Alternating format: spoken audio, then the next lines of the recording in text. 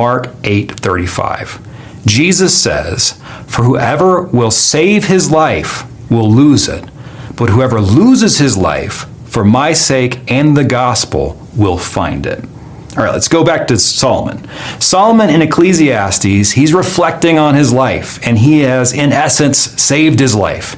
He says, "I'm the smartest guy around. I have all the pleasure I could ever want. Look at my possessions, look at my vineyards, look at my houses." And then he goes on to say, "And I'm the most popular person to ever exist." He then goes on to give a summary of those things, and he says, it's all vanity. And he says it many times, and the word vanity is literally the word vapor. Now, let's go over to Jesus. When Jesus is talking about saving your life or losing your life and the paradox surrounding that, the word for life literally means breath. Now, what he's talking about is spirit or soul or what animates you, what gives you life.